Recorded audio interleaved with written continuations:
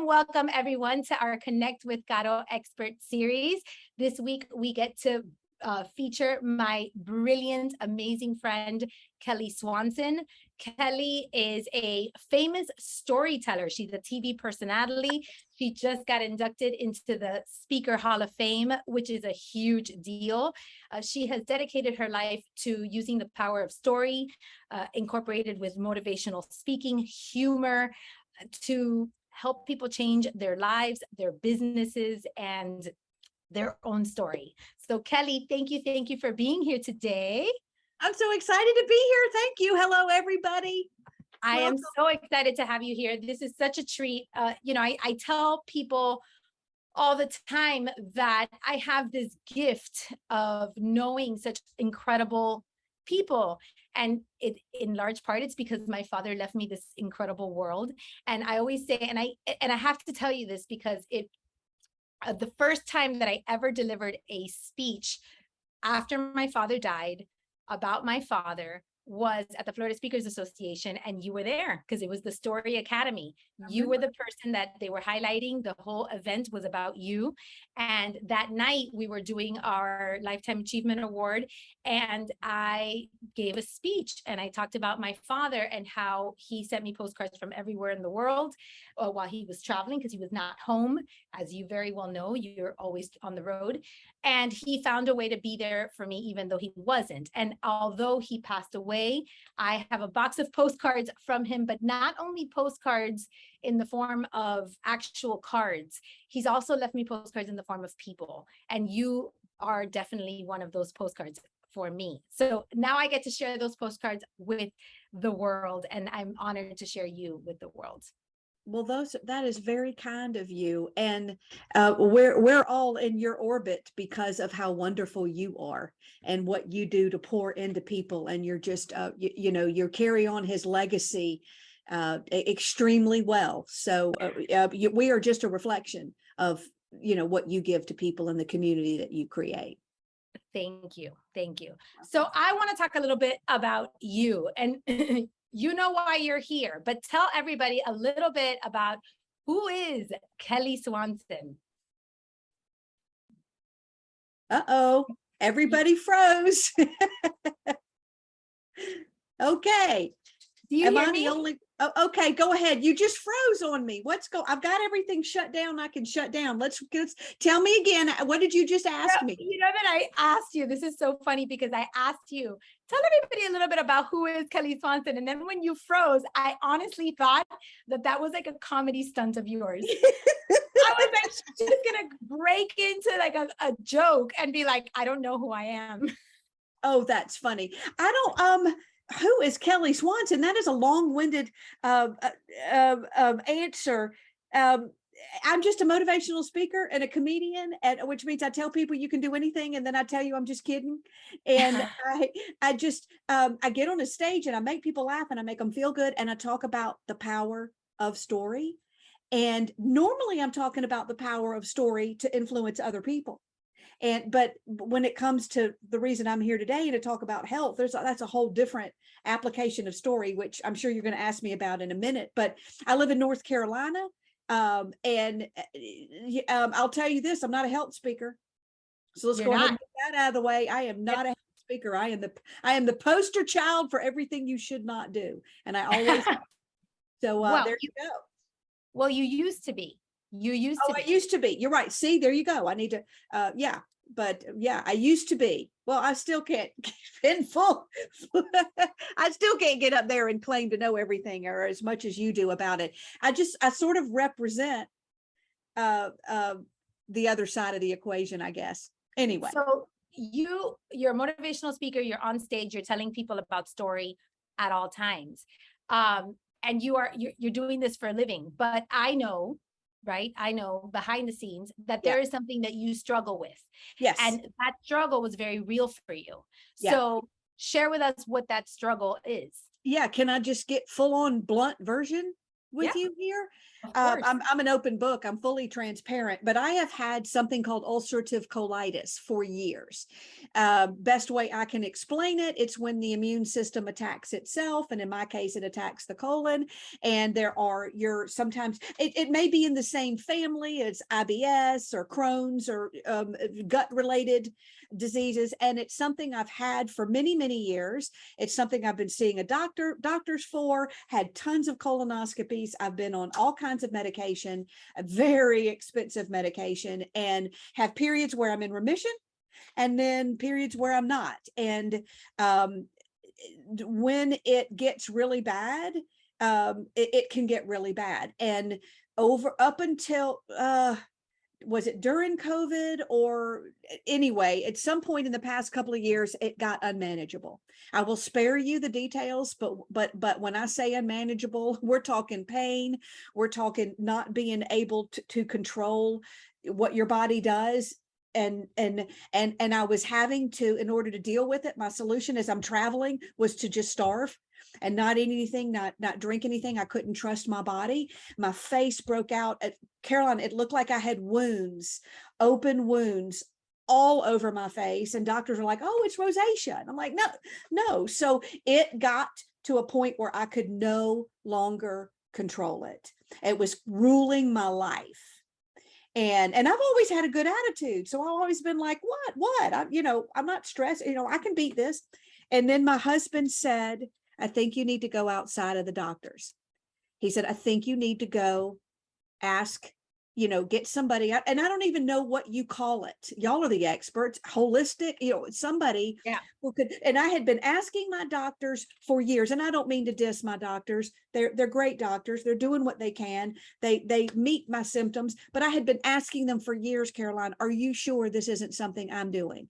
Are you sure it doesn't have to do with what I'm eating? It was almost like I was silently begging them because I know I didn't have the right habits in place. It was like in my head, I was like, please tell me to stop doing this or to stop doing this. And she just kept saying, no, it's chronic. You're going to have it forever. And it's nothing you're doing. Just take this medicine. And each medicine that didn't work, there was then another one that would come to take its place. And it got to a point where been taking a medicine for years that runs between $700 and $800 a month for this one medicine. Then and it got to a point even where they were like, you know what, this isn't working. So let's put you on something stronger.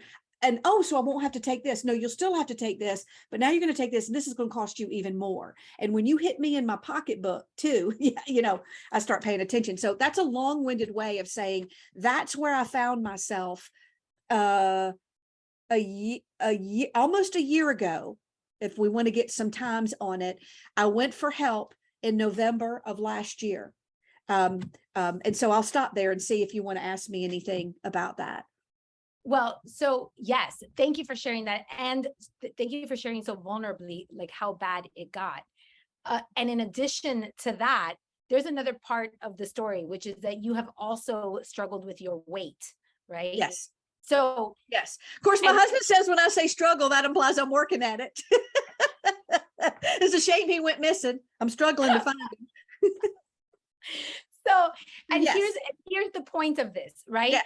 Like weight has always been a thing, and you have used weight for years in your comedy. Well, and I have to be honest, Caroline, it didn't bother me. I was never motivated by looking. I love who I am. I love myself. Yes, I'll make weight jokes, but I'm almost doing it like a man would do it. Like, hey, what you up to? I'm up to, I would never say my weight like a man would, but yes, I really wasn't struggling with it because it didn't bother me. I was just doing my thing. I just wasn't paying attention, and I didn't need, I wasn't, what do you call it? I wasn't body shaming myself. I didn't feel like I had to be a certain size. I was just loving life, and I love food, which wasn't really the issue. So let me ask you a question about that. Yeah. Being a person who loves your weight, loves yourself as who you are, and doesn't struggle with body shaming issues, did other people, like family members or friends, ever talk to you about losing weight or about, your eating habits or anything like that? Like, did that ever become an issue for you? No. not even the doctors. You would think they would have said, now, occasionally my husband would say, you know what, if you cut some weight, it might help with some of these, like heartburn. Like I had heartburn for a while. And he said, maybe cut it. And my husband's so kind. He'll just say, maybe if you cut some weight, it'd be able to do that. But no, I didn't have, I just, I don't know. No, I didn't have anybody having interventions, That is amazing. So for you, it was strictly for health. Yes. Changing Yes. It was a side effect. It was Well, a side effect. well, wait, what was, when you say it was, well, what do you mean by it? The Changing your change in my lifestyle? Oh Yeah. yeah, it had nothing. Well, and I'll get into that if you want to, but no, Sure. it had nothing to do with going, I can't stand the way I look in a mirror. It So didn't. what do you tell people, or on this call?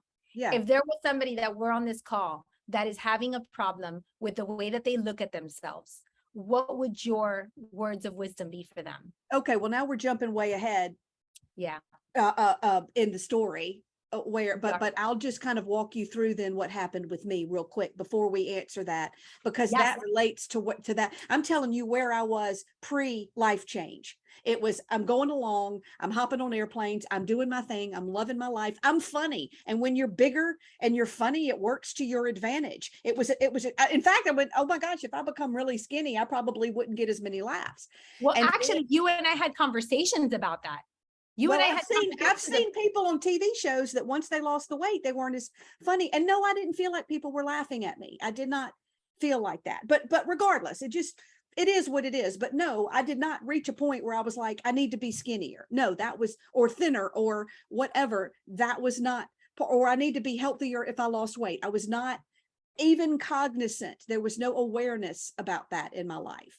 Okay. Wow. And Wow. I've thought of, well, anyway, so I reached out to I want you to finish that sentence. You said you thought something. What were you going to say? Oh, I'm saying at this point, I didn't think anything was wrong. There was Okay. no narrative in my head that says you need to change your life. There was no, oh, I should be skinny, I feel bad about there was no, well, and I think if we get to the next part of the story, then I think what you're asking me to tell people will come out. So let me kind of take you to at least to what happened, and the shift, because then it might make more sense. But I do think a lot of people could identify with where I was. I'm just happy, loving life, loving my size. I can do what I need to do in this world.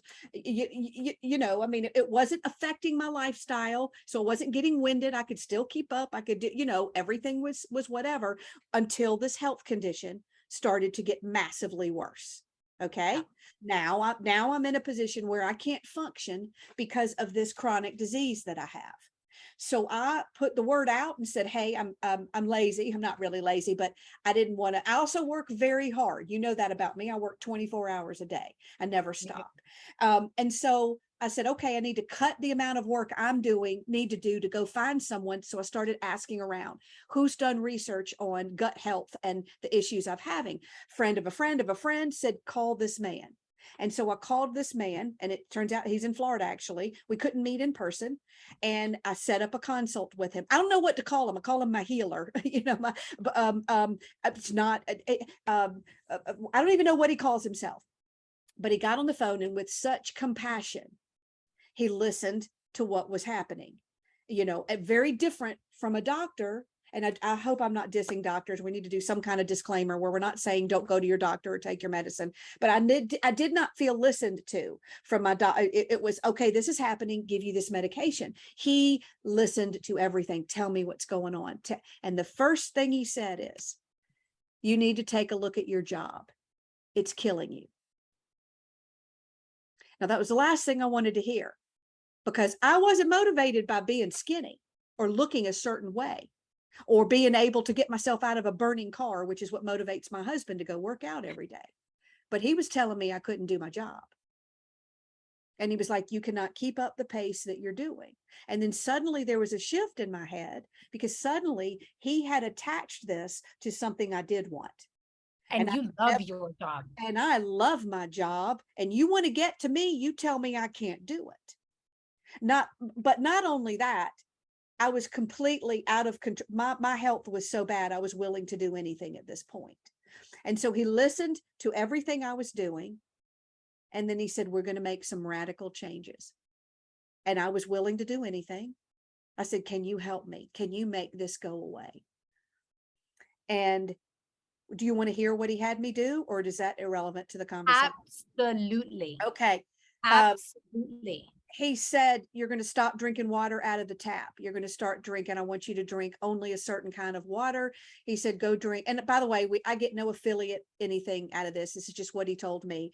He wanted me to have water brought in from a spring to my house, and I couldn't afford that. So he said, go get Crystal Geyser spring water out of the bottle. Never drink out of your tap again. So I stopped.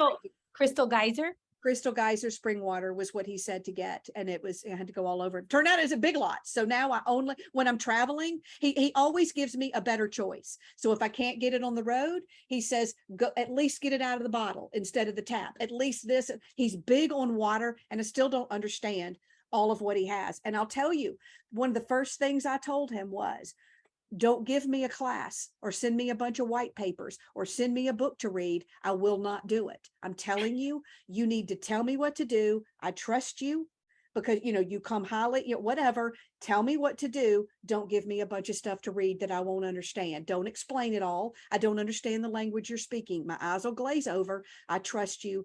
Tell me in a way that it makes sense to me. Tell me in a story I can understand what you're telling me to do. That was really key, because if he'd given me a bunch of stuff to read, it would have been game over. And he said, okay, stop doing that. He said, no more alcohol ever. And I loved my bourbon, but he said, no more alcohol ever. No more sodas. I was addicted to diet sodas. I drank them and I thought I was doing good.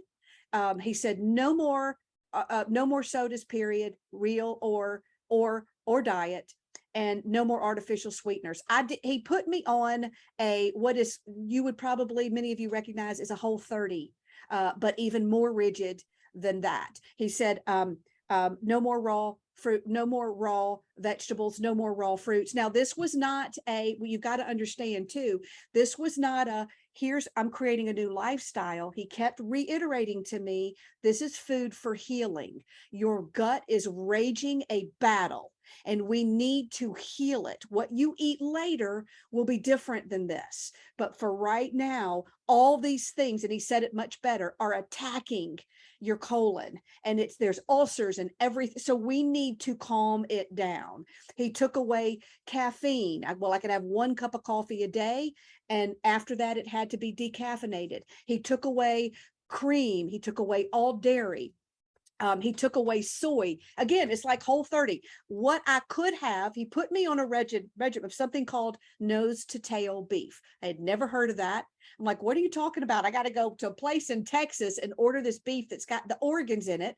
And when I don't eat that beef, I take beef organ capsules. So he said every day. I want to stop you there for a second. Yes. And then when he gave you the nose to tail beef, and you order that beef, are you eating like the nose to the tail, or are you drinking it in form of supplements? I'm eating it in the beef. And if I can't, when I don't have the beef or I'm traveling, I take it in capsule. But before I had the beef, he had me order the capsules and take those until my meat came in. Okay. And then does eating the meat in its entirety change the flavor for you? No, it was okay. It has a little bit of a funk to it, but I didn't notice. I was so happy that I could have beef. Okay. It didn't bother. And he put me on light.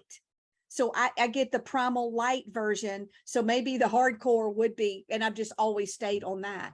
And he would say, if you're going out, then just try to get organic. And, there was always a better, if you can't do that, then at least do that. If you can't do that, then at least do that. That's a story that had to change in my head, because I'm an all or nothing kind of a girl. It became if you can't do this, then at least do that. That's one way. What's the best choice you can make within the circumstances you're in? Right. And so he took away all raw vegetables. Again, you have to understand that the fiber was, creates an issue for me as it's going through these ulcers. And he put me on all kinds of supplements. I'm not even gonna name them all, and I don't know that we should really be doing that. What other? So it was massive change for me, massive. My symptoms disappeared within 2 weeks.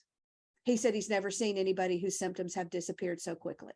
He probably hasn't seen someone who's obeyed so strongly, so quickly either. He also said that. He said, I have never seen somebody go all in like you have. But for me, it was like just another, I wanted so bad not to have this problem anymore. And he gave me a list. That was the beautiful thing. Here's the thing. I started eating yucca like it was, going out at yucca root. Yucca, sorry to say it wrong. For the Cubans in the group. So a typical meal for me would be, and kettle bone broth. I've gotten bad about my bone broth. I need to be better about that. Kettle fire bone broth.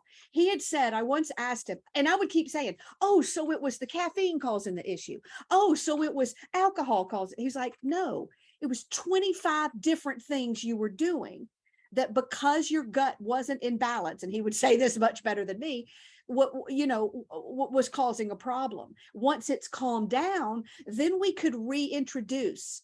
Like I got to reintroduce a little bit of rice and a little bit of potatoes and a cheat. I shouldn't call it a cheat day. I don't like that word, but, or a cheat, well, you could have a little bit of this. It's not going to hurt you as much because now your gut is in balance. And I'd asked him once, I said, and again, it's not like he would tell everybody to do this, to do all these things. It was what he was doing to heal excuse me, he might not use the word heal, to calm down my gut. What I love about that, Kelly, is that there's a perception, and this is one of the things that attracted me to this particular story of yours. There's a perception. People think that if they are vegan, they're healthy. If they're vegetarian, they're healthy. If they eat nothing but vegetables, they're healthy. If they only do this, right? If they're paleo, they're healthy. If they're keto, they're healthy. And they may be trying these things, and for them, it's not working. And I know that for you, you got a little pushback on the whole nose to tail beef. Like people were like, are you kidding me? Like how are you eating that stuff? Right. I got pushback also on, I asked him too. I had said, I've been doing intermittent fasting. And the reason I was doing it was because it kept my gut in control because I wasn't putting any food in it. And I said, what do you feel about that? Do you want me to keep doing it? And he said, that is one of the best things you can do for anti-aging is intermittent fasting. Yeah, keep at it. So I have, and he said for health benefits, one thing I think it's important for me anyway, is none of this is about really losing weight. Did I? You bet. I went back. Let me kind of tell you where the story went too. I got to a point where I got to a point with my doctor where I wasn't an advocate for myself. When I would go to the doctor, I would say, you're the doctor, you tell me what to do, and I'm supposed to do that. So when they would say, you're going to get colon cancer, when I'd say, is there not anything else I can do? This pill is costing me, $800 a month. Surely, is there anything we could do? I would kind of get this, well, we're keeping you from getting colon cancer. I would almost get this shame on you. Whereas my health guy was like, no, first of all, that's not true. It's not keeping it, anyway, I don't want to get into this. All I want to say is he showed me that I don't have to blindly do whatever the doctors say to do, that I get to be an advocate for myself. And I got to a point where where I started having radical changes. I have not had one symptom of colitis since I started doing this, and it'll be a year in November. It'll be a year in November. Not one, knock on wood, not now. People could say, oh, you're just in remission. Okay, whatever. My face is cleared up. I went back, and my doctor had made a statement where she had basically said, if you don't follow my advice, I will not treat you. And so in other words, if you don't take this, because we were going towards injections, and I was like, I'm just not okay with this. And my health guy taught me that you can be an advocate for yourself. Go check the side effects. He was like, Kelly, do you realize the side effects of your medicine are creating the same issues that your disease does? And now, don't tell my doctor. Question. Yeah. Are you currently off all of your medications? Okay. Don't tell my doctor. Shh. We're not going to tell anybody. And my health guy is not condoning this. Okay. Correct. Do you This is see? for purely entertainment purposes. This is no, but I'm just telling you, this was a decision I made, not my health coach. I have been weaning myself off my medication. Let me tell you, I'm going to tell you too what happened when I went back to the doctor, but I'm going to answer this question first. I was taking 4 pills a day, time released tablets. I'm now down to 1. And there's probably going to be a point when I'm not even going to take that one. And that is my decision. It was not my doctor's. I am not saying for y'all to do this, because people can do this and go in the hospital with colitis. So it's very important to me that you see what I'm saying. This is very important. Nobody's. Yeah, it's like telling people you don't need to be on anxiety and depression medication. Yes, that doesn't mean you should get off of it. Yes, right? If you're already on it, you've got to be just made a decision to see what would happen if I began to wean myself off. Now, if I have a flare up, then I'll probably say, okay, that was not a good move.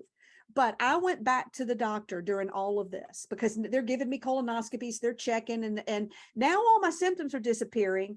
I've still got it a little bit, and I know I'm going to go to the doctor and they're going to say, let's put you on Humira and we'll do these injections. And I don't want to do it. And my health guy said, just smile, listen to what they tell you, come back home, we'll talk. If we need to go find you a different doctor, you can be an advocate for yourself. Just go listen to what they say. So I go back. I don't know the timing of this, but I'd been following this guy's plan now for months. I go back in the doctor. I don't get the doctor. I get a PA. And the PA sits down with me and he looks at me and he sits back and he went, do you remember me? And I said, yes, because I rotate between the PAs. The doctor's there for the surgeries and then and I said, yeah, I remember you. I met you last year. And he loves it because I'm a comedian. So he remembers me because he thinks that's cool. And he said, I don't even have to look in your file to see the difference in you. He said, it is obvious that you've lost a lot of weight. And he said, and then I looked in your file and I saw that you have. And he leaned in and he said, tell me what's going on. And I just said, I'm so excited. I'm doing this. And I had tried to tell my doctor that, and she wasn't listening. I could tell she didn't want to hear that. He did. And I said, I'm doing this and I'm doing that. And oh my gosh. And, da, da, da, da, da. And I'm doing, and he paused and then he looked at me and he said, so I'm thinking that you're not excited about being put on a new medication, that you might want to not do that if you don't have to. And I'm sitting there going, wait, my health coach didn't tell me what, I'm supposed to be, just smile and not, and I was like, and I don't, whatever. And I said, well, yeah, kind of. And he said, I'll tell you what, let's do this your way. He said, you keep doing what you're doing. He said, we'll check your numbers, your blood, and, because he said, it won't be a good indicator, but it'll tell us if there's an infection going on. And he said, you keep doing it this way. And if you don't have any symptoms, we won't even bring you in for another colonoscopy until next year, which is amazing, Caroline, because I was getting colonoscopies like, crazy. And so I don't even have to go in to get another colonoscopy until I think February. So that's and that's amazing. And that's where we are. And now I'm, like I say, it's almost been a year. Am I eating some things?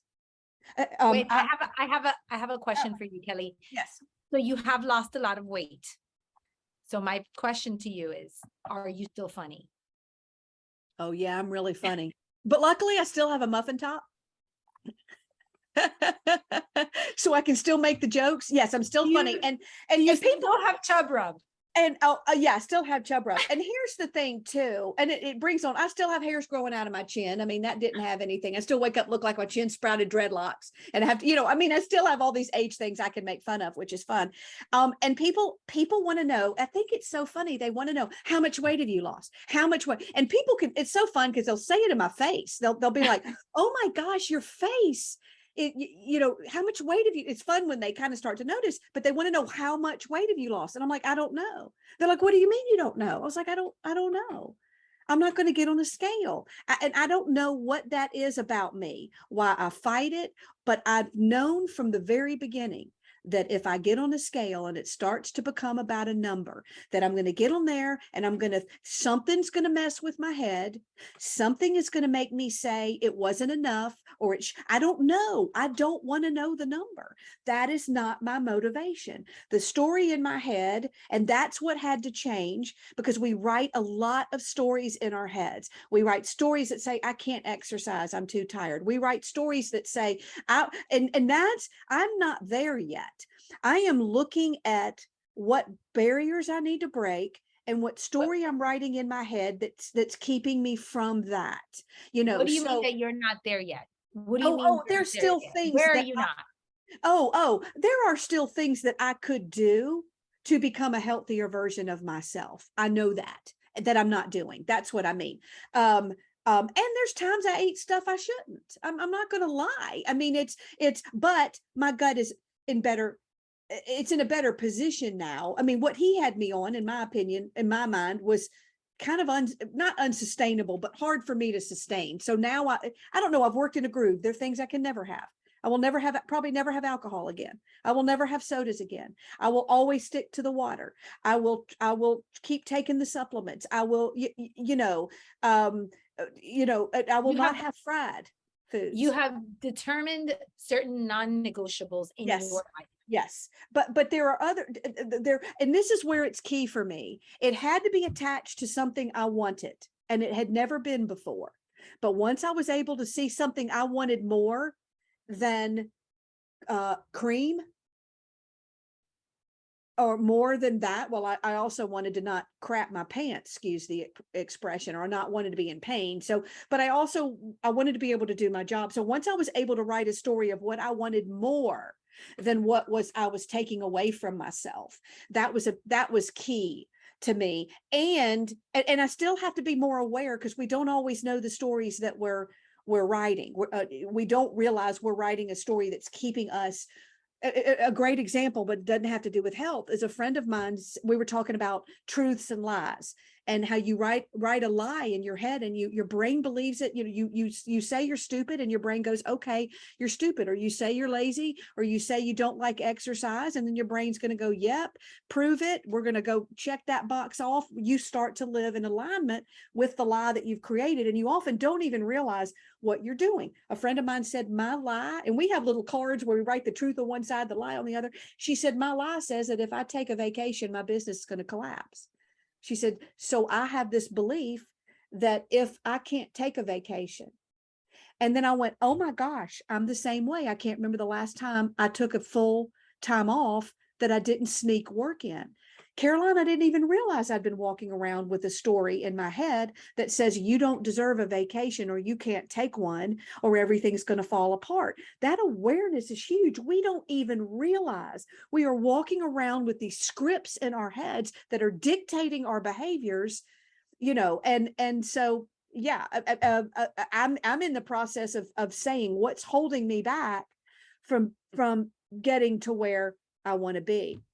So here's another question. Yeah. When you approached your health coach, he said that your job was killing you. Yes. But in the solutions that you have provided for us, none of them have to do with your job. They're all food related. Okay, let me connect the dots there. My job is a high stress job. I thought I wasn't under stress because I felt good. I was happy. I thought stress, you would know you were stressed if you felt an unhappiness or an anger or an angst or a negative emotion. And what he had to tell me was, Kelly, you were in 11 states in a month's time, 2 months' time, and you got on airplanes for all of those. He goes, do you understand the stress you were putting your body through in just getting on an airplane alone? The things that are in the air and the chemicals all around you. I mean, the adrenaline going, the fast pace at which I live my life and do my job was stressing me. I did not understand I was being stressed, even though I didn't know what stress looked like. So now, So that's what he meant. Now, what he was also saying was, because I was like, I'm not quitting my job. But what he was also saying was, if you're going to go into that stressed environment with an unhealthy gut, you're not going to make it. I see. So what he was saying is, you need to go into that environment with a healthy gut.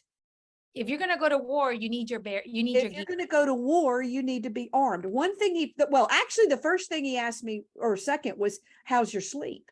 I was like, that is one thing I'm good at, because that is one thing that I really value in my life. That's how I maintain is sleep. I'm going to get it. I'm going to get the rest that I need. I have to shut my brain off. So, yeah, did that connect the dots a little bit better Absolutely. for you? So have you continued with your high stress, high paced job? Well, no. And there's where I'm a little bit, well, and not by choice, because Okay. pandemic slowed everything down, forced me to be in my house more. The year before pandemic, I was on the road. So 2019 is probably the year that technically was killing me, and it probably was catching up later. But COVID forced me to be at home more, and things are bouncing back now, but not to the degree that they were before. But I am trying to, now I'm more cognizant. So now when I travel, I'm paying more attention. Now when I get on the airplane, I'm making better choices. I'm following my, I'm very, I'm resting even more. So I'm taking it into, but I have, and it's eventually it's going, well, and yes, I have had to look at my calendar and say, Kelly, I have done this. And that's where I'm getting my business coaches to help me work smarter instead of harder. My husband's helping me, like when I get a job and they'll say, okay, you're going to fly here, you're going to rent a car, you're going to drive 3 hours there, you're going to go do the job. It's going to be a hard job anyway. It's going to be with a tough audience. You're not going to really love it that much, but then you're going to rush out of there, and then you're going to drive, but you're going to drive 3 hours. You're going to rush, you're going to take a red eye. In the past, I would have done it. I would have been like, yeah, my story's changed. Now my husband will sit, because I get him to help me sometimes. He'll go, honey, that's not worth it. It's not, look at the stress it's going to put on your body. Look at what you're putting yourself through. Is it worth it for that paycheck? I haven't put words to this before, Caroline, so you're really kind of, I'm not sure I'm going to say it right, but I'm reevaluating now what it's worth for me to go take that job at that price, knowing the price it's going to put on my body, on my routine, whatnot. And I was addicted to ringing that bell. Any of you business people, you know what I mean? Ringing the bell, another sale. Didn't matter how much it was. I was ringing the bell, and I got addicted to that. And I also had to change that inner script. And is it related to health? Kind of, yeah. Where I had to stop becoming addicted to ringing the bell and step back and go, Kelly, your value is not in how many jobs you do. It's not in, you've got to change the way you look at this. And I just had to write a new script. And that is what I talk about, is that power of what we tell ourselves and how you've got to reprogram your brain if you're going to make a life change. That's why I want to say, to change your life, you've got to change your story. If something had to change up here, Caroline. Now I got pushed to it, and I'll tell you right now, I am living proof. That's why I say I'm not the health expert. I'm the poster child for, if you don't pay attention, it is going to punch you in the face, and it's going to knock you down until you have to pay attention. I want to tell a little story about my dad. Can I tell a little story? Yeah. And before you tell the story about your dad, I do want to connect this real quick. Yeah. I do core, and I'm really big on the 4 essential skills. And what I'm hearing is that it wasn't, and it's the same thing as story. And what I'm hearing is that it wasn't until you got crystal clear on why you needed to make these changes, and they mattered to you. They were based on your definition of success, your goal, what mattered to you, which had nothing to do with body, weight, image, none of that. It was all about living the life you wanted to live. Only when you had that clarity were you able to organize your life according to that. Yes. And I had to hit rock bottom. It is like they say, for alcoholics, you have to they had to hit that rock bottom to force them to change. And that was what it was for me. I was not choosing it on my own. Nothing was motivating me enough to make a change until I hit a rock bottom. And I'm hoping, and that's kind of what the story is about. I want to hear about Dad now. Yeah. I need to be respectful, since it's not that he'll watch it, but should I not send him a copy of this video? What? Should I not send him a copy of this YouTube No. link? No, do not. But he has lived his whole life. He's a hard worker.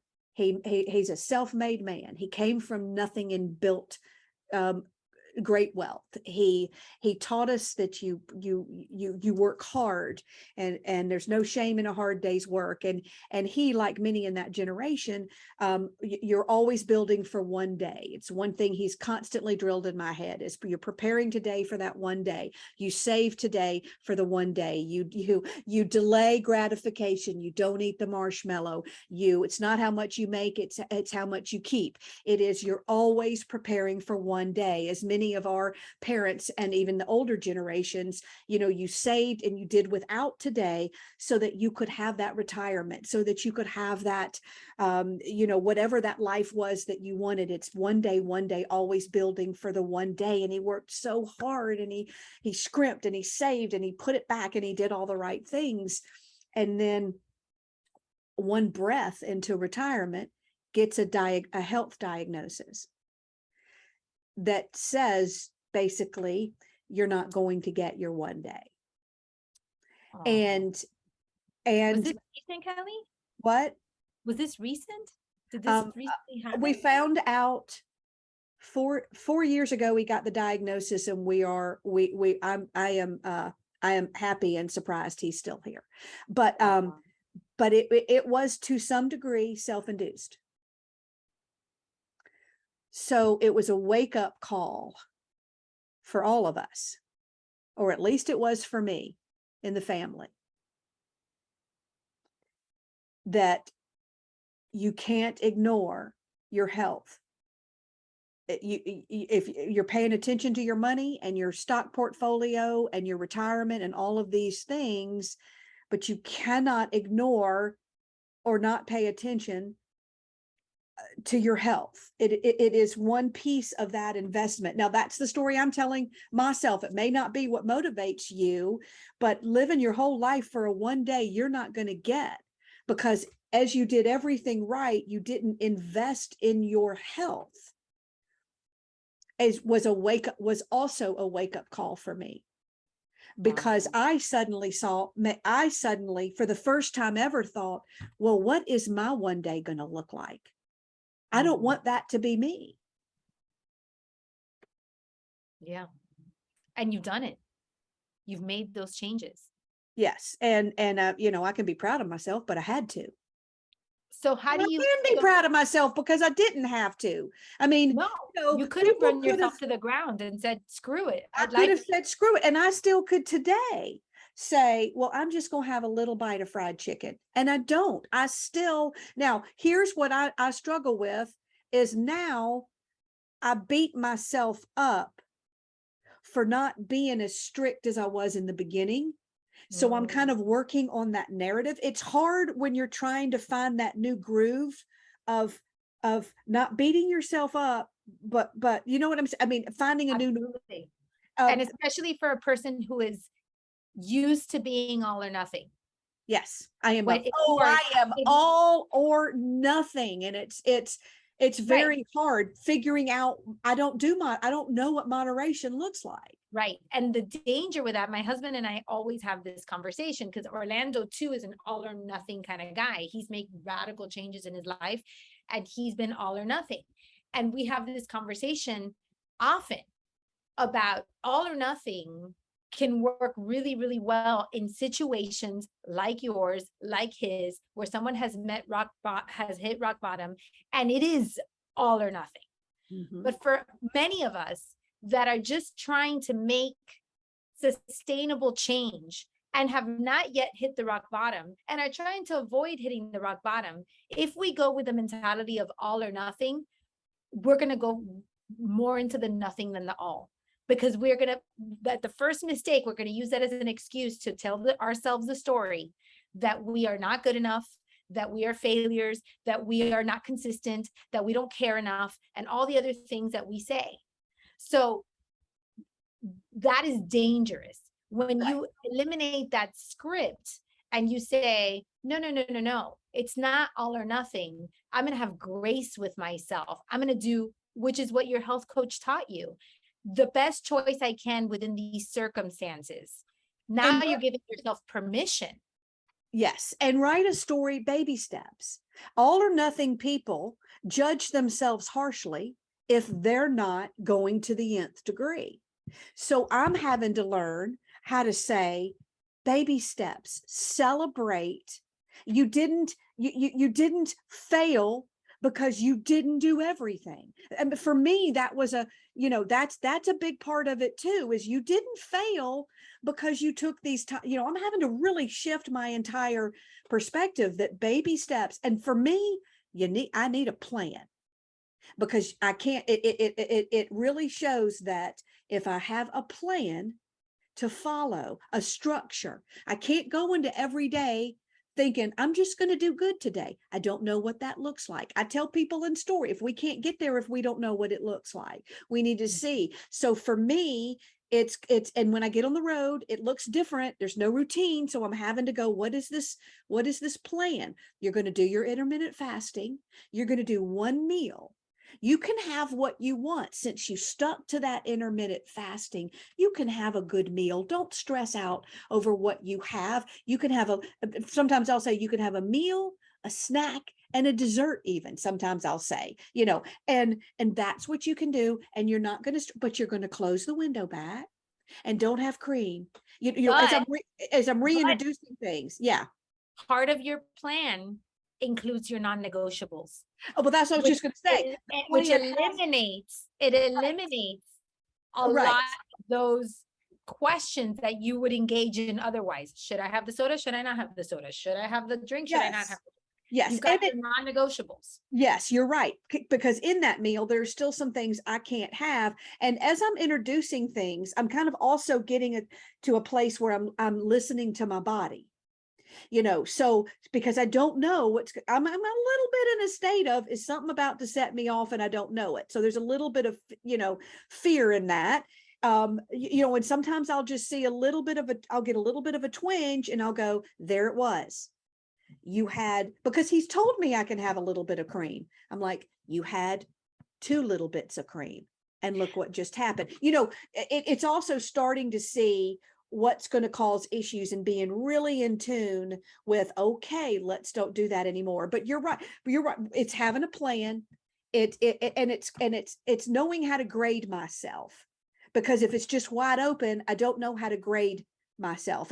But now I'm kind of I just got back 2 weeks. I've been in South Dakota and I was doing really well. I'm like, no, my fasting, they're like, come join us for lunch. I was like, oh, thank you. But my fasting window is not open. And I found what works for me. And for me, Caroline, I cannot feel like I'm punishing myself or depriving myself. That is real, because I know myself enough to know that somehow I've connected to me not getting to have this as punishment. And I'm trying to rework that thing. I'm trying Another story you're telling yourself. It is. And I'm in the process of working through that and rewriting it. But when I want cheesecake, do you see? And it was I loved my health coach, because when Thanksgiving came around, I was freaked out. I was like, oh my God, what do I do? It's Thanksgiving. And he said, you're going to go enjoy it. I'm like, what are you talking about? You're going to go enjoy. He goes, have some little bites of everything, really try to get the meat more and get your potatoes and get your, but if you want a little bit of apple pie when you're and it was so freeing, because I was able to know he was going to let me, same at Christmas, go enjoy it. You're going to get back on it when you go. And he was right. I didn't go bust it out. I because you get to the point where you're so used to, you're checking off the days of how long you've done this, that there's also that piece of it. It's, oh, I've gone for so long, I don't want to, I don't want to break it now. I end up doing better. So one of the things that we do, so we have Rejuva Fast, which is a 5-day fasting program, and we promote what's called the Rejuva Fast Way. And the Rejuva Fast Way means that you spend 75% of your life nourishing your body, eating foods that nourish your body, right? How do I fuel my gut, feed myself well? Then you spend the next 15% intentionally indulging. Christmas, Thanksgiving, social events, times when it is not appropriate to feel that you're in sacrifice. And then the rest of the 15% you spend detoxing, sleep, fasting, or 5-day fast, et cetera, et cetera, et cetera. And if you can manage that cycle, you will be liberated. You will be liberated. I love that. And I have found for myself, and again, it's finding what works for you. And it's all about that mindset, the things you tell yourself. But I've also found that when I know I can have it, I don't need it. You don't need Isn't that interesting? That's just me. When you tell me I can't have it, then I'll wake up depressed. Because you're rebellious. Yeah, but I've a rebel. You always have been. I always have been. And I found this my system, my plan that works for me for now. I mean, am I as skinny as I should be? I don't know. I'm sure I'm not, but I don't have my symptoms anymore. I feel good. And you don't care, which leads me back to the question that I have for you that I asked you at the beginning, which is, what do you tell the people that are not driven by weight, but feel that they should be a certain weight because of societal pressures, or because what's the norm, or because what their doctor tells them, et cetera, et cetera, et cetera? I don't know. I do know the one year I was skinny, I was not any happier. In fact, it was probably more miserable than I'd ever been. So with looking a certain way does not come happiness. I will say that. I don't think, I'm not sure, kind of. I think you said it all. I don't think body shaming ourselves is the way to get us anywhere. Shame doesn't make us make good choices, period. I think you and doing anything because somebody else thinks we should is never going to be the strongest motivator as doing it because it is attached to something you want more. I feel so good knowing. Somebody said, I can't believe you didn't even have a drink when you when you got your award. You didn't even have a drink. And I don't have an alcohol problem. I didn't have a problem with that, but I felt so good knowing how good my liver must look. Do you see? I was imagining that what a healthy liver looks like, which is weird. I never would have done that before. I'm not saying this in a very good way because I haven't put a lot of words around it. You're saying it perfectly. And what I heard was that you need to be clear about what motivates you, what drives you. And if you feel good and you feel happy, that's enough. That's what I'm hearing. Look at the head trash. Because often when we're in a stress, I am an emotional eater. Yes, I love food. I love to cook. I love food. It's part of a culture that I love. I love everything about food. Every day I'm thinking about what my meal is going to be. I love food, and I eat for emotional reasons. I eat when I'm stressed. I eat when I'm upset. So I think a lot of getting the life we want, or getting the health we want, or attaching our health to what we want in life, which I think is important, but is also there is a sabotaging voice inside many of us that is telling you every day what you're not, what everything you did wrong. There is a voice that's been following you, or some of you around your whole life, saying you're ugly, that you don't matter, and you've believed it because the lie is easier to believe. And so you've been walking around telling yourself, maybe it was a husband who told it to you first, and then it became your script, was I don't deserve better. I don't deserve a good life. I'm ugly. And we just keep feeding ourselves that negative. And so our brain and our body just says, nods in agreement and starts to live in alignment. A lot of times it's, and again, I don't know how to put words to it, but the voices are so mean and to us. And a lot of times we don't allow ourselves a better life because we just don't think we deserve it.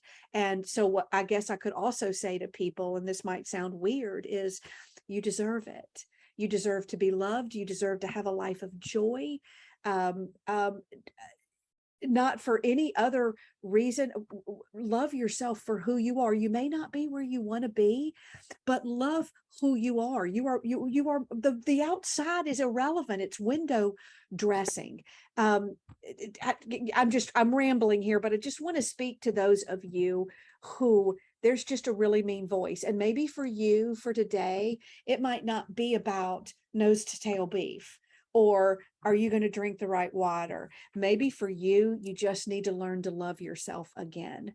And it's a mindset thing. And Caroline, I hope you have part of that as part of your teachings, is let's get rid of this voice that tells us we don't deserve it. When I was in college, my self-esteem was in the toilet. I felt I could only have friends if I was drunk. Just as I said, I didn't have an alcohol problem, but I was a partier. And so I thought that people loved me if I was drunk, Kelly. I felt that I wasn't really worth anything. So I dated guys who agreed with that, who treated me that way. That's a great example. It's that my decisions in life were in alignment with what I believed about myself. And because I believe I didn't matter, that I was stupid, that nobody loved me, then I chose people around me. I accepted the way that they treated me. I had to learn, and it's still a road. I'm not still all the way there. I'm going to tell you, I still struggle with doubt and not feeling good enough. And even being on a stage, yes, I love myself, but I have other things. It may not be the body, but I'm thinking, oh, I'm not good enough to be here. I'm not funny enough. They're not going to like this. So I truly believe that it has to start in here with truly loving who we are. If you don't do anything else, will you love who you are today and start a story that when we love ourselves, then we are motivated to start making those changes that are in alignment with things that love us. When we don't love ourselves, when we don't think we're worth it, we make choices that back that up. And anyway, that's. I love that, Kelly. I could hear you for hours. I'm sitting here watching you and I'm like, I could just listen to you go on and on forever, because you're saying truth bombs. It's all true. It's because I'm dealing with it myself, and I'm just bold enough to share my story with you. I don't have the right words to say, but I know what I've been through. You have the right words, my friends. Yeah. And I appreciate, Caroline, what you're doing, because that is what you do with your teaching. It's not, you don't just come and give somebody, this is the way you ought to live. You go right to the core, don't you, of what's causing these behaviors in us. That's right. That's right. Thank you, Kelly. We're about to wrap up. I want to share Kelly with you. So can we tell them what you have going on? I know you have a daily affirmations book that came out, which I'm so excited about. Oh, I do. You can go get that on Amazon, the affirmation journal for positive thinking that helps you write that script. And if you just want to stay in touch with me and join my community where we talk about story, but there's a how to create a happy life insert in there. I did a happy ever after club. I don't just talk about mindset. I also talk about strategic storytelling in business, how we can motivate and inspire others through our stories. So it's a mix, but quite simply, I would love anybody listening to come join my community And it's just go to storyimpactnetwork.com, storyimpactnetwork.com. It's just my own. I'm trying to get away from Facebook and LinkedIn. I mean, I'm still there, but you can find me there. But I'm trying to build my own space where we can talk. Thank you, Caroline, for putting I that. put that on the chat so It that would be a anybody that gift wants if y'all would to see become it, my friends there. you can come and join her. She is absolutely amazing. As you see, she's real, she's authentic. She is really funny. And she's just a wonderful person to get to know. So, and an amazing coach. And if anybody wants to ask me questions on social media or reach me directly or go to that community, I'll be happy to answer them there as well. And let's please clarify, Caroline, I don't know why I'm so worried about this. I don't want anybody to hear me. If you have ulcerative colitis, you know, I don't want you to hear me say, stop taking your medicine or don't listen to your doctors. You know, they play a vital role, and I just don't think that's always a good idea to stop taking your medicine.